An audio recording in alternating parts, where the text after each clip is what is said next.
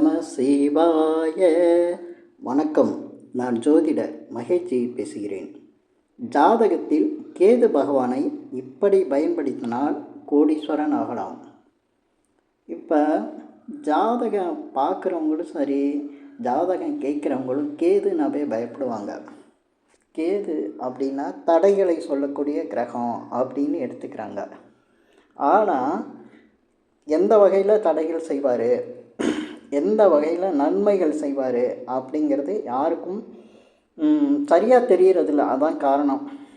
இதை நான் இப்படி சொல்கிறதுனால ஏதோ எனக்கு எல்லாம் தெரிஞ்சிட்டதை எல்லோரும் கேட்டுறாதீங்க.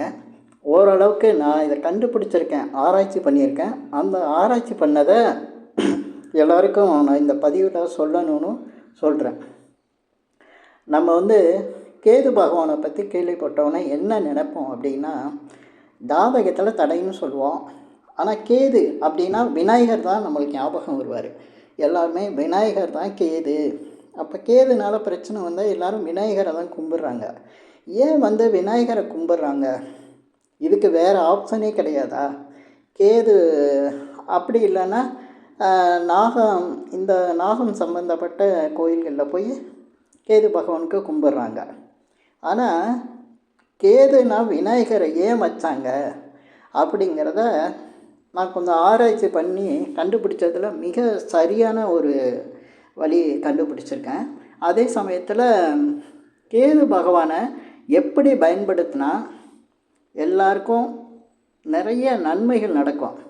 நான் கோடீஸ்வர யோகம்னு போட்டதுக்கு காரணம், எல்லோரும் கோடீஸ்வரன் ஆகலாம்.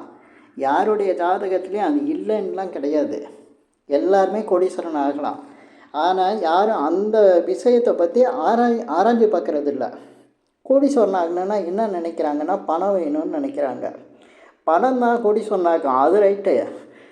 அந்த பணத்தை எப்படி வர வைக்கிறது அப்படிங்கிறத யாரும் யோசிக்கலை. இப்போ ரேஸு, லாட்டரி, ஷேர் மார்க்கெட்டு இந்த மாதிரி உழைக்காமலே பணம் வந்துடணும் அப்படின்னு நினைக்கிறாங்க. அதுதான் கோடீஸ்வரன் ஆகிற யோகம் அப்படின்னு நினச்சிட்ருக்காங்க. பணம் வரணுன்னா அதுக்கு ஜாதகத்தில் எவ்வளோ வழி இருக்குது. அது பணத்தை நம்ம தேட வேண்டியதில்லை, பணம் நம்மளை தேடி வரும். அதுக்கு எவ்வளோ வழி இருக்குது ஜாதகத்தில்.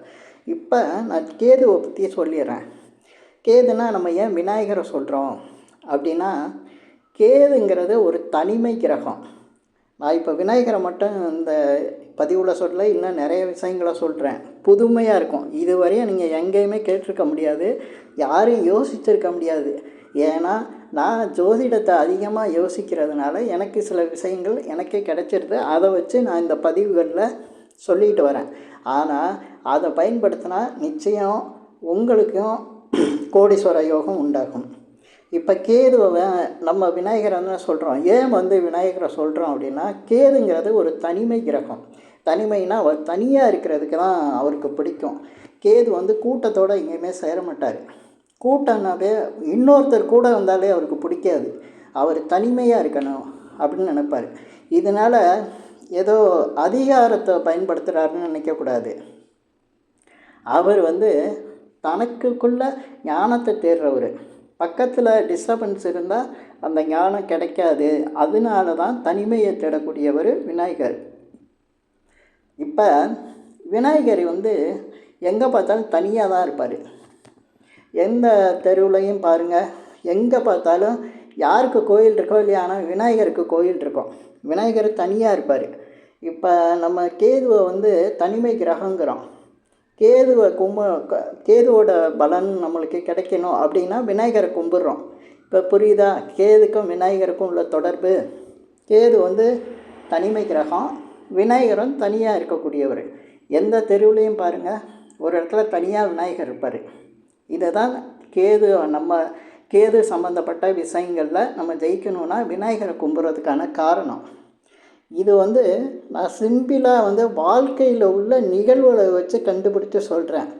இது ஆன்மீக ரீதியில் பேசினா எவ்வளவோ பேசலாம், ஆனால் அது யாருக்கும் பயன் தரது கிடையாது. இப்போ நான் சொன்னது மாதிரி உங்களுக்கு எளிமையாக சொன்னால் ஆன்மீகம் இதுக்குள்ளேயே வந்துடும். இன்னும் சொல்கிறேன், கேது விநாயகர் நம்ம கடவுளாக பார்க்குறோம். மனிதருக்குள்ளேயே கேது நிறைய இருக்காங்க. அந்த கேது யார் அப்படிங்கிறத இந்த பதிவில் உங்களுக்கு சொல்கிறேன். இப்போ நம்ம ஒரு ஆஃபீஸ்க்கோ இல்லை ஒரு கம்பெனிக்கே போனோம்னா அங்கே முதல்ல செக்யூரிட்டி இருப்பாங்க. அந்த செக்யூரிட்டி பார்த்திங்கன்னா தனியாக தான் இருப்பார். அவர் இதுவரையும் எல்லோரும் செக்யூரிட்டியை செவ்வாய்னு சொல்லுவாங்க. ஆனால் நான் அதை அப்படி சொல்லவே மாட்டேன். அவங்க ஏன் செவ்வாய்னு சொல்கிறாங்கன்னா, அவர் யூனிஃபார்ம் போட்டிருக்காரு, அதனால செவ்வாய் அப்படின்னு நினச்சிட்ருக்காங்க.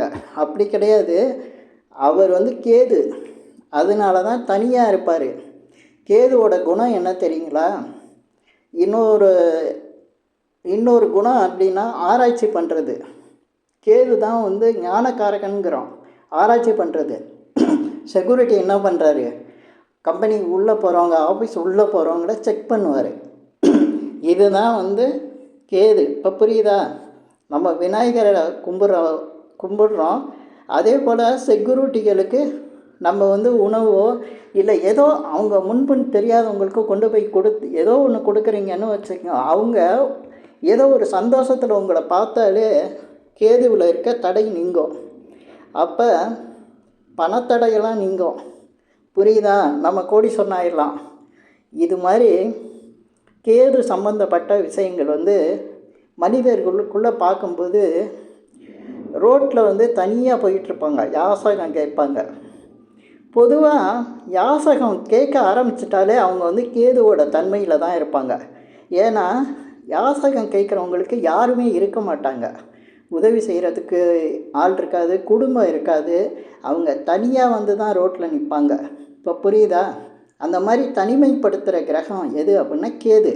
கேது ஆதிக்கம் ஒரு மனுஷனுக்குள்ளே வந்துருச்சுன்னா அவன் தனிமைப்பட்டுருவான். அதுக்கு ஒரு வேலையோ இல்லை எல்லாமே இழந்து எப்படியோ ஏதோ ஒரு நிலையில் அவன் கேதுவோட நிலையை வெளிப்படுத்துவான். அவ்வளோதான் வித்தியாசம். ஆனால் அவன் கேது தான், பொதுவாக கேது தான். இப்போ சாமியார் போடுறாங்க, சாமியாராக இருக்காங்க, காவி உடை போட்டிருக்காங்க, அவங்களும் கேது தான். அதே போல் பார்த்திங்கன்னா இப்போ அதுக்காக ஒரு ஆஃபீஸ்க்கு போகிறோம். ஆஃபீஸில் ஒரு மேனேஜர் இருக்கார். அவர் தனியாக தான் இருப்பார், எல்லா வேலை பார்க்குறவங்களோட சேர்ந்து இருக்க மாட்டார், தனியாக ஒரு ரூமில் இருப்பார். ஆனால் அவர் கேது கிடையாது. ஒரு பேங்க் எடுத்துக்கிட்டால் பேங்க் மேனேஜர் தனியாக தான் இருப்பார், அவர் கேது கிடையாது. அவர் சூரியனாக வருவார், ஆதிக்கம் செலுத்துகிறார்ல, எல்லாரையும் கண்ட்ரோலில் கொண்டு வருவார். அதனால் அவர் சூரியன் ஆதிக்கம் கொண்டவர், அதிகாரத்தை செலுத்துவார். ஆனால் கேது அதிகாரத்தை செலுத்தாது, தனிமையை மட்டும்தான் விரும்பும், ஞானத்தை தேடும். இதை தான் எல்லோரும் புரிஞ்சுக்கணும். இப்போ நான் இந்த பதிவில் சொல்லியிருக்கிற மாதிரி கேது உங்கள் ஜாதகத்தில் பலமாக இருந்தால் கேது பகவானை நீங்கள் பயன்படுத்தி நிறைய நல்ல விஷயங்கள்லாம் செய்யலாம். இப்போ ஜோதிடத்துறையில் இருக்கவங்க, சட்டத்துறையில் இருக்கிறவங்க, அதே போல் நிறைய மருத்துவத்துறையில் இருக்கிறவங்க, இந்த மாதிரி அதுக்கு நிறைய காரகத்துவம் இருக்குது. அது வீடியோவில் நிறைய நான் பேசிகிட்டு இருக்க முடியாது. இது மாதிரி நிறைய விஷயம் கேது சம்மந்தப்பட்ட ஆட்கள் இருக்காங்க. அப்படி கேது சம்மந்தப்பட்டவங்க இருக்காங்க அப்படின்னா அந்த கேது சம்மந்தப்பட்டவங்க அவங்களுக்கே புரியாது இதை எப்படி பயன்படுத்துறதுன்னு. ஆனால் சரியாக பயன்படுத்தினா அவங்க மேலே மிகப்பெரிய கோடீஸ்வரனாக மாறுவாங்க. அப்படி மாற்ற தெரிஞ்சவங்க நிச்சயமாக நல்ல நிலையில் இருக்காங்க. ஏன்னா நீங்கள் இந்த பதிவில் நான் ஒரு விஷயத்தை சொல்கிறேன். இப்போ ஜோதிடத்தில் நீங்கள் யூடியூப்லலாம் பார்ப்பீங்க, ஒரு பெரிய ஜோதிடர் ஒருத்தர் இருக்கார். நான் ஒரு பேரையும் சொல்லிடுறேன், ஏன்னா அவருக்கும் எனக்கு பழக்கம் இல்லை. இருந்தாலும் அவருடைய பேச்சு யூடியூப்பில் நான் கேட்டிருக்கேன். அவர் அடிக்கடி ஒரு விஷயத்த சொல்லுவார். இப்போ இந்த பெயரியல் ஜோதிடத்தில் விஜய் பண்டிட்னு ஒருத்தர் இருக்கார். அவர் அடிக்கடி ஒரு விஷயம் பேசுவார். நான் இன்றைக்கி பெரிய ஜோதிடராக இருக்கேன், ஆனால் நான் செக்யூரிட்டியாக வேலை பார்த்தேன் அப்படிம்பார். ஆனால் அந்த சாருக்கு தெரியுதோ இல்லையா, அவர் செவ்வாயின்னு நினச்சிட்டு தான் இருப்பார். இதுவரையும் அவர் கேதுவாக தான் இருந்திருக்காரு. அதனால தான் அடுத்து அவர் ஜோதிடத்தில் வந்தார். இப்போ அவருக்கு கேது ஆதிக்கம் இருந்திருக்கு. அவர் குடும்பத்தை விட்டெல்லாம் நான் பிரிஞ்ச தனியாலாம் இருந்தேன் அப்படின்னாரு. ஆமாம், கேது அவருக்கு முழுமையாக அதிகாரம் செலுத்தியிருக்கு. ரொம்ப பாதிப்பு. கேதுவோட அவருக்கு நிறைய தொடர்புகள் இருந்திருக்கு. அதனால தான் கேதுங்கிறதுனால தான் அவர் செக்யூரிட்டி வேலை பார்த்தேன்னு சொல்கிறாரு. அவர் வந்து செக்யூரிட்டி வேலை பார்க்குறதுக்கு காரணமே கேது அதிகம்தான். கேதுவும் செக்யூரிட்டி வேலையும் ஜோதிடமும் ஒரே இது தான். ஏன்னா கேது தான் வரும், ஜோதிடத்துக்கும் கேது தான்.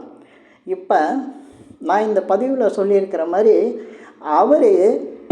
அவருக்கு கேது ஆதிக்கம் இருந்து அவர் அந்த தேடுதல் இருந்திருக்கு, ஞானம் இருந்திருக்கு. அதை அவர் கரெக்டாக பயன்படுத்தியிருக்காரு. இப்படி பயன்படுத்த தெரிஞ்சதுனால தான் அவர் இன்றைக்கி மிகப்பெரிய ஆளாக இருக்கார். ஓரளவுக்கு அவரை கோடீஸ்வரன் கூட சொல்லலாம். அந்த அளவுக்கு அவர் வளர்ந்துட்டார். ஏன்னா அவருக்கு கேது ஆதிக்கத்தை பயன்படுத்த தெரிஞ்சிருக்கு. இது மாதிரி கேது ஆதிக்கம் உள்ளவங்க அதுக்காக ஜோதிடர் தான் ஆகணும்னு கிடையாது. ஒவ்வொரு ஜாதகத்துலேயும் வேறொரு வழி இருக்கும். அது லக்னத்தை பொறுத்து, கிரகங்களை பொறுத்து இருக்கும். அது மாதிரி கண்டுபிடிச்சி அந்த கேது ஆதிக்கத்தில் உள்ளவங்க சரியாக பயன்படுத்தினா நிச்சயமாக அவங்களுடைய வாழ்க்கையும் மேலே வந்துடும். பணக்காரன் ஆகலாம், கோடீஸ்வரன் ஆகலாம். இப்போ இந்த பதிவில் நான் வந்து இன்னும் கொஞ்சம் சுருக்கமாக பேசினா தான் வீடியோ கரெக்டாக இருக்கும். ஏன்னா ரொம்ப லார்ஜ் ஆயிரும். இப்போ வந்து இந்த பதிவில் கேது ஆதிக்கம் உள்ளதை ஒருத்தர் பயன்படுத்தியிருக்காரு அப்படின்னு சொல்கிறேன். இதே மாதிரி எல்லாருக்குமே இருக்கும். இப்போ கேது ஆதிக்கம் ஜாதகத்தில் இருக்கிறத கண்டுபிடிக்கணுன்னா நிறைய நட்சத்திரங்கள் வந்து நிறைய கிரகங்கள் வந்து கேதுவோட நட்சத்திரத்தில் இருக்கும். அப்படி இல்லைன்னா அவர் பிறந்ததே கேதுவோட நட்சத்திரத்தில் பிறந்திருப்பார். லக்ன புள்ளி கேதுவோட நட்சத்திரத்தில் இருக்கும். இது மாதிரி கேது வந்து லக்னத்தில் இருக்கிறது, 5ல் இருக்கிறது, 9ல் இருக்கிறது, இதெல்லாம் அவங்களுக்கு வந்து கேதுவோட நிலையை தான் கொடுக்கும். கேதுவோட நிலை இது மட்டும் இல்லை. ஒருத்தருக்கு கேதுவோட நட்சத்திரத்தில் கிரகங்களே இல்லாமல் இருக்குன்னு வச்சுக்கோங்க, அப்பையும் அவங்களுக்கு கேதுவோட ஆதிக்கம் தான் இருக்கும். இப்போ கேதுவை நம்ம நேரில் பார்க்கணும் அப்படின்னா நிறைய முடி, நிறைய தாடி வச்சுருக்கவங்க, லேசாக தாடி வச்சுருந்தாலே கேது ஆதிக்கம் வந்துடும். அது மாதிரி உள்ளவங்களுக்கு கேது ஆதிக்கம் இருக்கும். இப்போ இந்த பதிவு பெருசாகிட்டு இருக்கு, நான் இல்லைன்னா பேசிக்கிட்டே போவேன். இப்போ நான் சொல்லியிருக்கிற விஷயங்களே உங்களுக்கு புரிஞ்சிருக்கும். ஒரு செக்யூரிட்டியாக வேலை பார்த்துட்டு ஜோதிடத்தில் மிகப்பெரிய புகழ் பெற்று இன்றைக்கி ஈடு இணையில்லாமல் இருக்கக்கூடிய அந்த சார் வந்து அவரோட கேது ஆதிக்கத்தை கரெக்டாக பயன்படுத்தியிருக்காரு. இது மாதிரி நிறைய விஷயங்கள் இருக்குது. இந்த கேதுவோட ஆதிக்கத்தை வச்சு பயன்படுத்தினா மிகப்பெரிய கோடீஸ்வரனாக மாறலாம். அந்த அளவுக்கு விஷயங்கள் வந்து இதுக்குள்ளே இருக்குது. இந்த பதிவு பெருசாகக்கூடாதுன்னு இதோட முடிச்சுக்கிறேன். இந்த பதிவில் நான் சொல்லியிருக்கிற விஷயங்கள் உங்களுக்கு பிடிச்சிருந்தா ஷேர் பண்ணுங்கள். ஏன்னா இது ஒரு புதுசாக நான் சொல்லியிருக்கேன், எல்லாருக்கும் தெரியட்டும். ஏன்னா நிறைய பேர் கேதுனால கஷ்டப்பட்டுக்கிட்டு இருக்காங்க. நான் பார்க்குற நிறைய பேர் கேதுனால தான் அதை பயன்படுத்த தெரியாமல் கஷ்டப்படுறாங்க. இன்னும் வந்து நான் பேச முடியல. இந்த பதிவில் நான் சொல்லியிருக்கிற விஷயங்கள் உங்களுக்கு பிடிச்சிருந்தா ஷேர் பண்ணுங்கள், லைக் பண்ணுங்கள். அதே போல் இந்த சேனலுக்கு சப்ஸ்கிரைப் பண்ணுங்கள்.